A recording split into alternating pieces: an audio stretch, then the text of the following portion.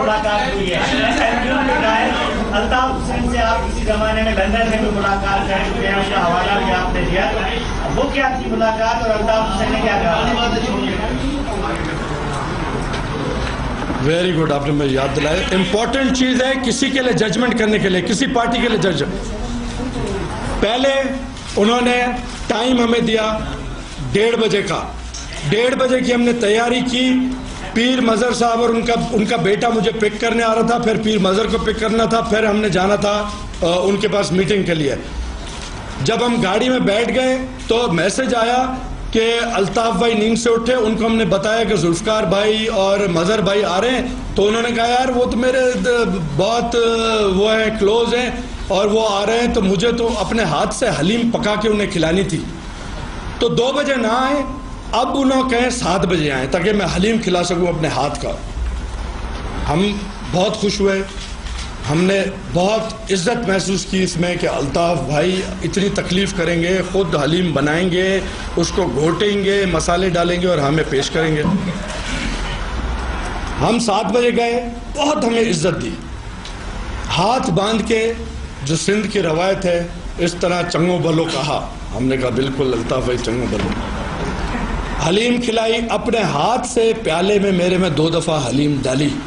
میں نے حلیم کھائی, بہت ٹیسٹی تھی. ان کے ہاتھ میں بڑا وہ ہے, ٹیسٹ ہے. اب جہاں کانفرنس ٹیبل نظر آتی ہے میٹنگ کرنے کے لیے, وہاں میٹنگ ہمارے ساتھ بیٹھ کے کی فاروق ستار صاحب, گورنر صاحب, کچھ اور صاحبان, انیس ایڈوکیٹ صاحب, کچھ اور صاحبان وہاں بیٹھے تھے.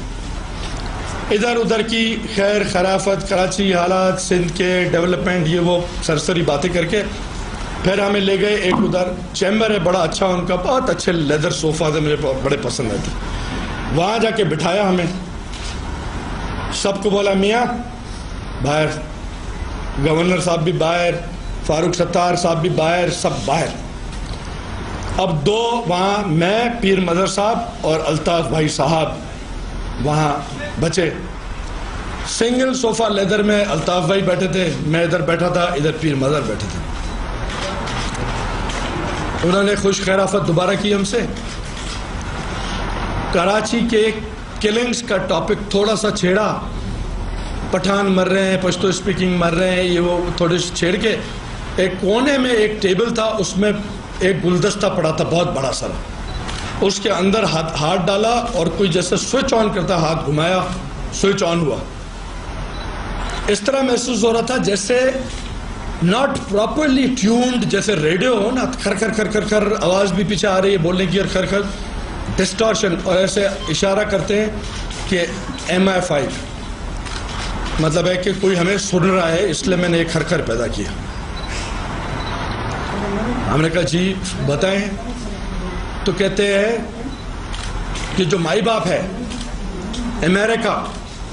امریکہ نے یہ فیصلہ کر لیا ہے کہ پاکستان توڑنا ہے. میں یہاں بیٹھا ہوں, میں ویل کنیکٹڈ ہوں, اتنے سال سے میرے مراسم ہے یورپ میں بھی, اس پورے, اور امریکہ میں. مجھے انہوں نے بتایا کہ ہم نے فیصلہ کر لیا ہے کہ پاکستان توڑنا ہے. میں اور میری پارٹی اس فیصلے میں ان کے ساتھ شامل ہے. اس لیے میں تو بند نہیں کروں گا, میں تو پٹھانوں کو ماروں گا. یہ میں قرآن اپنے سر پہ ہاتھ رکھ کے کہہ رہا ہوں. اور یہ میں آپ کو التجا کرتا ہوں, پیر مظہر کو یہاں بلا کے قرآن دیں کہ یہ ایگزیکٹلی یہ بات ہوئی تھی یا نہیں ہوئی تھی. جو آدمی پاکستان کے توڑنے کا سوچ بھی سکتا ہے, میں اس کے ساتھ بیٹھنے کے لیے تیار نہیں. پاکستان ٹوٹنے کے لیے نہیں بنا تھا, لیکن چند اسی طرح کے لوگوں نے ذاتی فیصلے کر کے پاکستان کو توڑوایا, اور یہ فردر بھی پاکستان کو غیر ملکی لوگوں کی خواہشات کے مطابق یہ توڑنا چاہتے ہیں.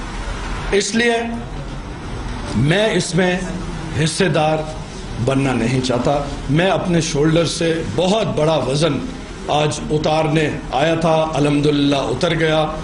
دعا کریں کہ میں نے جس کاز کے لیے, جس خون کے لیے کیا ہے, اس میں مجھے کامیابی ہو.